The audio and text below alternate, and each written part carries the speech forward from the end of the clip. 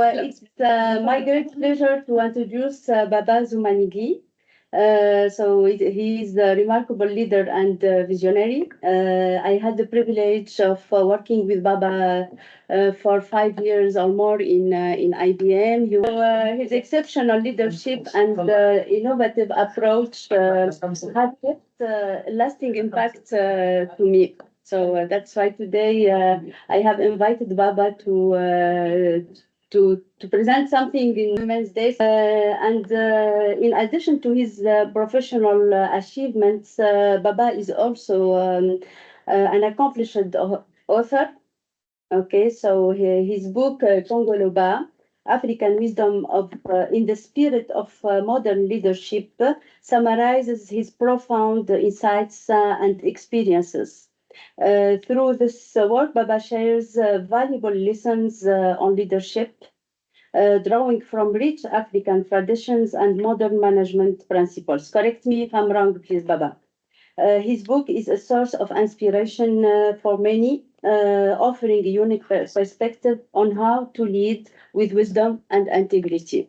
Okay, so you will have. It's very interesting because it's going from the childhood, how Baba was raised until he became executive, and his experiences in Africa, in US, everywhere. So he has a big experience, and you can see there is this clash of cultures and how he managed to have this, let's say, balance between what he learned, his education, and how he manages in this clash of cultures. Okay. So please join me in welcoming Baba, and please, Baba, go ahead. And if you want to add something, don't hesitate. Thank you, Fadwa. And for me, it's really a great honor and a privilege to be your speaker today and to celebrate an event which is of great importance. I know that this room is full of more ladies than guys, but guys, fasten your seatbelt and enjoy the ride. The Men's Day is a well-kept secret. When I spoke to my friends, men and women, about this day, it is not surprising that none of them knew that they exist, but they're all very familiar with the Women's Day, which is on March 8th, which is celebrated every day, every year around the world. So my name is Baba Zumanigi. I was born and raised in Senegal, West Africa. And I've been an IBM executive and vice president for more than 35 years. What Fadwa said, I have been living in almost every continent, and I did work in IT project for, in more than 20 countries around the world. When I say work, is really undertaking projects and taking them to finish line. I do understand diversity. Because all this travel, I do understand diversity. I do understand the cultural differences. I do understand social values, which are very important in our communities. And I used to be the champion of diversity for IBM Europe, Middle East, and Africa. My daughter used to say, Dad, you are the champion of women. That's not the case today. I'm the champion of men. So here am I today talking to you about Men's Day.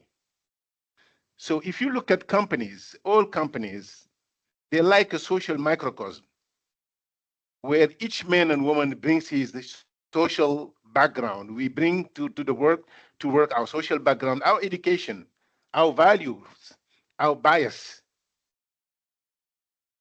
And at the end, no matter where you come from, we must share the common value that shape the professional community. We have to navigate the differences. We have to commit to delivering business performance consistent with your vision. When I look at you guys as IATA, you guys, your vision is to say, working together to shape the future growth of a safe, secure, and sustainable air transport industry that connects and enriches the world. That's your vision. And your mission is to represent, lead, and serve the airline industry. There is no place where any reference is made to men or women. They're talking about all of us, regardless of gender.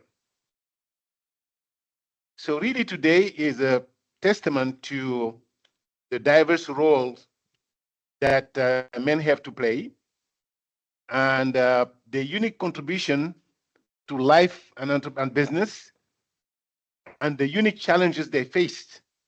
So this day is an opportunity to reflect upon a path forward also for gender equality and mutual respect. So I would like to, in this speech, do a couple of things. Talk about the multifaceted roles of men,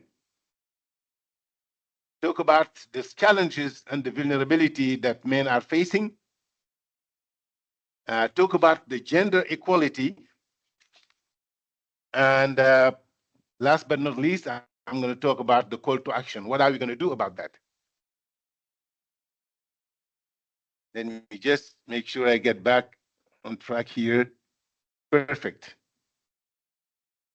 So many of you have read that book from John Gray, Men Are from Mars and Women Are for Venus. So I'm not going to get into the definitions of man or woman, but you can define man from a physical perspective, from a psychological perspective, from a cognitive perspective, from an emotional perspective. But at the end of the day, from a private life perspective, there are husbands, fathers, brothers, partners, mentors, and friends. And men has contributed significantly to build society, raising families, and advancing knowledge. We, all of us, men and women, we look to our father as role models. Our first role model is our father, because those are the ones who shaped our character. They're the ones who provided care and security. They're the ones who were instrumental to our education, personal and professional development. And we all know the fusional relationship that exists between girls and their dad, and the fusional relationship that exists between boys and their mother. So those are the beginning of the role models. So you're born, we have your father, you have your brother. Those are the people that help you shape your future. From a broader and global perspective, there are many role models. I mean, in any culture, in any country, in any place. I just would like, based upon my personal background, to name a few. One, Nelson Mandela, a legend, a freedom fighter, a unifier, somebody who spent 27 years in prison and came out in 1990 without any hatred. It's almost the most recognizable figure in the world. Another one, Gamal Abdel Nasser, the former president of Egypt, a pioneer of the Arab nationalism and unity. We all know what he stood for. From a short perspective, let's talk about Muhammad Ali, the greatest boxer of all times. I would characterize him as being the world's loudest voice of voiceless African Americans. He had a voice. He was an activist of civil rights. He once said, the will must always be stronger than the skill. The will must always be stronger than the skill. Coming from Senegal, Cheikh Anta Diop, a Senegalese writer and one of the greatest African historian and scientist. His work on ancient Egypt is a classic now around the world. And you know, we cannot talk about life without talking about literature. So Wole Soyinka is a Nigerian intellectual and writer. He was the first Nobel laureate in literature back in 1986. He was a playwright, he was a poet, he was a novelist, he was also an activist in a sense that, he was very vocal about Nigerian politics. I'm sure that you have your own list. We can talk about King Hussein of Jordan. We can talk about Martin Luther King. We can talk about Desmond Tutu, Kwame Nkrumah, Mahatma Gandhi. We can talk about Sunjata Keita. You know, I mean, there are so many role models that you just have to pick the one which fits your personality and you fix your historical background. What all these people have in common, besides being deceased, they have inspired generation of men and women. Keep in mind this word inspiration. They fought and were ready to die for what they believed in. Somebody said, in any fight, the guy who's willing to die is going to win that fight. And let me repeat, in any fight, the guy who's willing to die is going to win that fight. And that's what these people are. They were very vocal in their vision and principle.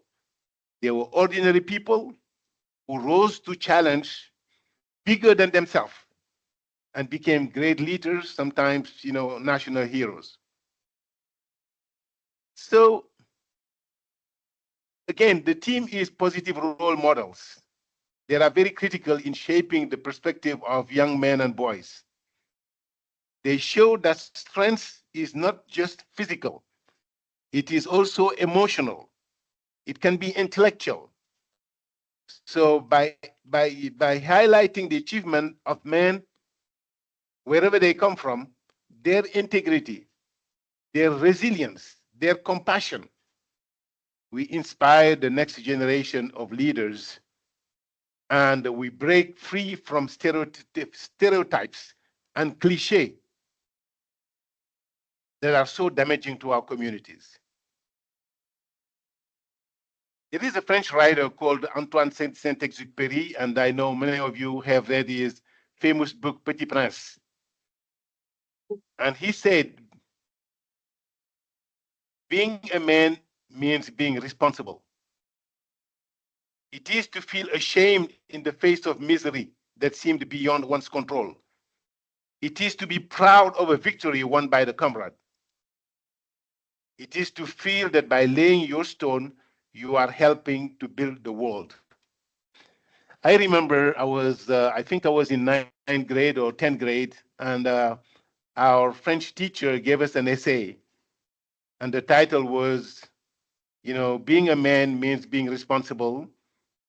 It is to feel by laying your stone that you're helping to build the world. What do you think?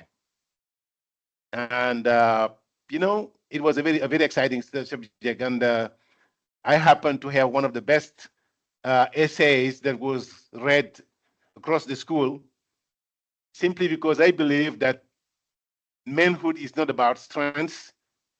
It's about commitment. It's about integrity. It's about doing something to help others other than just your family. So we know that men and women have different cognitive styles and different approaches. Some people say that men are monotasking, women are multitasking. And I know that my wife and I know many women, Fadwa, I have seen you multitasking like crazy. I know those things I cannot do. So uh, that gives me an opportunity to talk to you about the challenges and talking about the vulnerability of men. Some people say when you read that book, men are for Mars and women are for Venus, you can read that men handle stress by becoming very silent, by hiding in their cave. Sometimes they can be very aggressive. And really, if you look at the agenda today, Pink October was Women Month for breast cancer. I'm sure that you guys all celebrated the Pink Month, right? Guess what? November is the men's month of prostate cancer. But who knows about that? Who cares? that that everybody cares, but what I'm saying is that not many people know about the November month as a month for prostate cancer compared to the number of people who knew that October was pink month for breast cancer. So there is a lady called Michelle Branch. She's a Grammy Award winner, and the title of her song is "I Am a Man." You know, that's not usual that a woman cry out, "I am a man." And when you look at the lyrics of that song, she was really trying to emphasize the struggle of men. How can they navigate? How can they navigate their own struggle, especially in the US after the Me Too agenda? So she started telling stories like, you know, I don't understand why nearly all mass shooters are men. She also said that I don't have to teach my daughter not to walk alone at night. If you look at some crazy statistics, 1 in 8 men in England have suffered from mental health, and 3 out of 4 suicides are men, 75%. Yeah. In the US, the vast majority of serial killers are men. These staggering statistics show that we need to take action, and that means that there are people suffering and struggling, and they need help. They suffer in silence, and they suffer because of the stereotype. You can't cry, you can't show your emotion, you can't do this, you can't do that. Yeah. And that takes people that takes people to the extreme. So really the message here is that this idea of men are strong, men are like rocks, we have to question that, because most of us we show some vulnerability, and sometimes we need help, and we don't need advice, we need help. So this day, which is the Men's Day, is also an opportunity to talk to each other, to start the conversation, to talk to someone you trust and feel and reach out. And when you show people you care, maybe you can do something about his suffering. So yes, do have role models. Yes, it's not about making men woman and woman man. Yes, we are together in this journey, but men can be also vulnerable. Let me take 1 minute and talk about the third topic, which is gender equality. According to UNICEF, gender equality means that women and men, girls and boys should have the same rights, the same opportunities, and the same treatments. It's about the recognition that although we have different roles and ability, we can pretend to have the same rights. It is not about the denial of differences. Nobody is saying that man has to become woman and woman has to become man. Nobody is saying that. But what we're saying, or what UNICEF is saying, is that the rights and opportunity cannot be determined by gender. It means that each community have different needs and different interests. And it also means that we have to break through some stereotypes. Gender as a social difference will translate into power relation. Oh, there is an opportunity here. We cannot name a woman or we cannot name a man for the following reason. So the power relations can lead to gender-based hierarchy, inequality and exclusion, expected behavior and duties. And we don't need to change who we are. We just need to understand the importance of working together having our contribution free from discrimination and commitment to support each other. That's what the world should be. So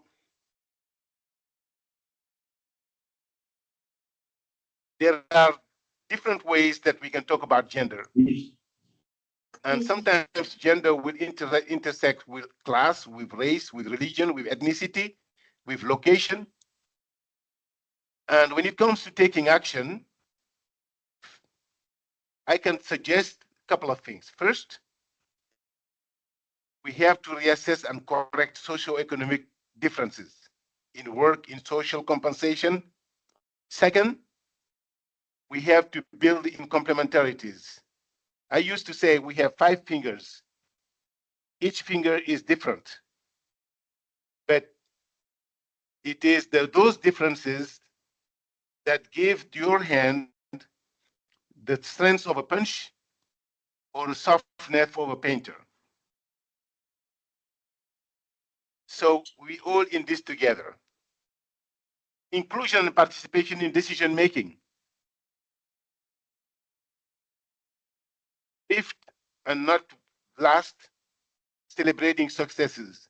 Success can come anywhere from men and women.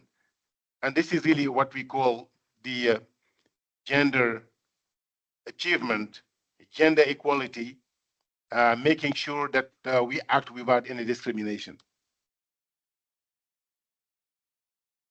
So let me just summarize a couple of elements. We talked about working together to shape the future. We talked about you as IATA represent the lead and serve the airline industry. We talked about men being character, respect, dignity, integrity, resilience. We also said that the positive role models, starting with your father, your brothers, and some global leaders like Mandela, like Gamal Abdel Nasser, like Muhammad Ali, will inspire us and shape the future of generation. We also said that men are very vulnerable, could be struggling with stereotype. We also said that gender differences may translate into power relation and therefore inequality. So one of the things that we have to do is really honor men of your lives and celebrate their achievements. So a call to action is really understand that loneliness can be a killer. It also says that we have to listen carefully and provide some empathy to people. We have to help rather than give advice. We have to accept the feelings without judgment. We have to provide support through leadership. And in a day like you heard me say so many times, inspiration, yes, I'm going to leave you with a quote of Nelson Mandela, who said, you can read that like anybody else. My inspiration are men and women who have emerged from throughout the globe and who have chosen the world as the theater of their operation and who fight socio-economical conditions which do not help the advancement of humanity. Men and women who fight the suppression of human voice, who fight disease, illiteracy, ignorance, poverty, and hunger. Some are known, others are not. Those are the people who have inspired me.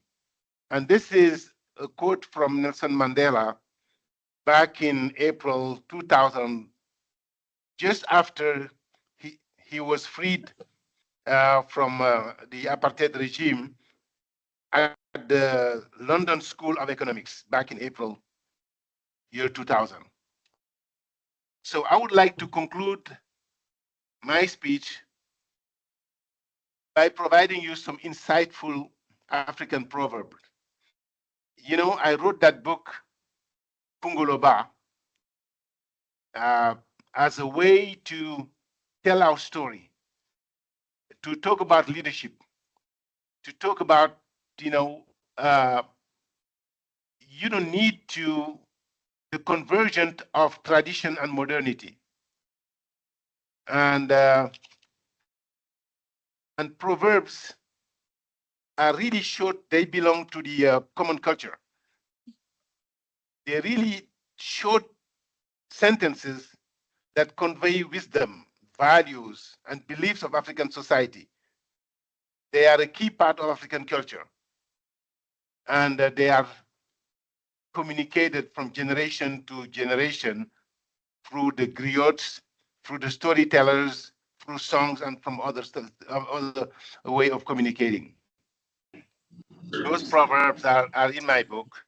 A man who pays respect to the great paves the way of his own greatness. Strength, money, or power doesn't make a man, character does. A man cannot sit down alone and plan for success. That has to do with teamwork. A wise man never knows all. Only fools know everything. That has to do with humility, education. One of my preferred proverb is if you want to go fast, walk alone. But if you want to go far, walk with others. Men and women, your colleagues, your neighbors, your family. Number 6, a man without culture is like a zebra without stripes. There's a saying in Africa which says that, when you break your chain, you free yourself. When you cut your roots, you die.